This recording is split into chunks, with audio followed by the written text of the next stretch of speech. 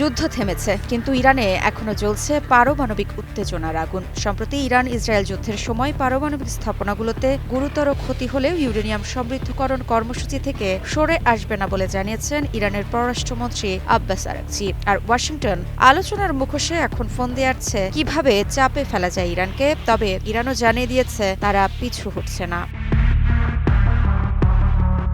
13 June Israel আকাশপথে হানা দেয় ইরানে। পুরো 12 দিন ধরে আকাশ যুদ্ধ চলেছে পারমাণবিক গবেষণা কেন্দ্র, ল্যাব, রিঅ্যাক্টর। শুধু তেল আবিব নয়, যুক্তরাষ্ট্র নিজের স্টিলথ বার্ড পাঠিয়ে একের পর এক টার্গেট নিখুঁতভাবে ধ্বংস করেছে। নাতানজ, ফোর্দো, ইস্পাহান, যেসব জায়গার নাম শুনলেই পারমাণবিক চুল্লির ছবি ভেসে ওঠে, সেই সব জায়গায় বোমার আঘাত। জুনের শেষে যুদ্ধবিরতি হলেও প্রশ্ন একটাই, কি পেল এই যুদ্ধ? 21 জুলাই ফক্স নিউজকে দেওয়া এক সাক্ষাৎকারে ইরানের পররাষ্ট্রমন্ত্রী আব্বাস আরাকচি জানালেন, হ্যাঁ, ক্ষতি গুরুতর, কিন্তু আমরা পিছু হটব না। এই বক্তব্য কোনো আনুষ্ঠানিক প্রতিক্রিয়া না, এটা যেন গর্জন বিশ্ববাসীর উদ্দেশ্যে। ওই সাক্ষাৎকারে তিনি আরও জানান, সমৃদ্ধকরণ কর্মসূচি আমাদের বিজ্ঞানীদের রক্তে লেখা ইতিহাস। এটা আমরা ছাড়ব না, এটা জাতীয় গৌরব। তবে মনে করা হচ্ছে এই ঘোষণার মধ্যেই লুকিয়ে আছে নতুন সংঘর্ষের বীজ।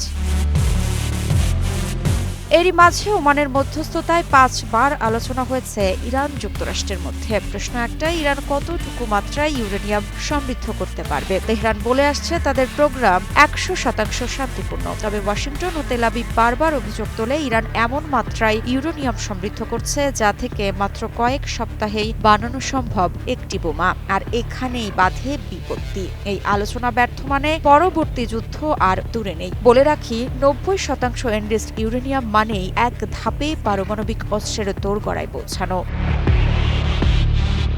যদি একটু পেছনে যায় তাহলে দেখা যায় ইরান পারমাণবিক অস্ত্র বিস্তার রোধ চুক্তি এনপিটি এর সদস্য। তাদের ওপর নজর রাখে আন্তর্জাতিক পারমাণবিক সংস্থা IAEA। এদিকে এই সংস্থাই বলেছে ইরানের কার্যক্রম থেকে পারমাণবিক বোমা বানানোর কোনো বিশ্বাসযোগ্য প্রমাণ নেই। তাহলে প্রশ্ন, ইসরায়েল, তারা এনপিটিতে নেই, কোনো আন্তর্জাতিক পর্যবেক্ষণ নেই, অথচ অনুমান করা হয় তাদের কাছে শতাধিক পরমাণু অস্ত্র রয়েছে। এক চোখা নীতি কি তাহলে নতুন কূটনীতির নাম, নাকি যার শক্তি তারই আইন? ইরান হয়তো বর্তমানে ক্ষতিগ্রস্ত, কিন্তু তারা থেমে নেই। তাদের প্রযুক্তিবিদেরা আবার শুরু করেছে নতুন ল্যাব নির্মাণ। ইউরেনিয়াম সমৃদ্ধির কাজ আবার চালু হয়েছে গোপনে। দক্ষিণ ইরান পাহাড়ের নিচে গোপন স্থাপনাগুলোতে চলছে সাইলেন্ট রিকনস্ট্রাকশন। তাদের উদ্দেশ্য একটাই, নিজেদের সক্ষমতা প্রমাণ। অন্যদিকে ইসরায়েলও থেমে নেই, প্রস্তুত নতুন অপারেশনের জন্য। আর এই খেলার মাঝে সৌদি আরব, কাতার, তুরস্ক সবাই নিজেদের মতো হিসাব কষছে। এই যুদ্ধ শুরু হয়েছিল আকাশপথে, শেষ হয়েছে ক্ষত নিয়ে। কিন্তু যুদ্ধবিরতির আড়ালে শুরু হয়েছে নতুন যুদ্ধ, পরমাণু যুদ্ধ। মধ্যপ্রাচ্য আর কোনো ছোট যুদ্ধ নিতে পারবে না। কিন্তু পরমাণু উত্তেজনা যদি চূড়ান্ত পর্যায়ে পৌঁছে যায়, তাহলে সেটি আর এক দেশের বিষয় থাকবে না, তা হবে বৈশ্বিক দুর্যোগ। মৃত্তিকা সিনহা বিশ্বাস, নিউজ 24।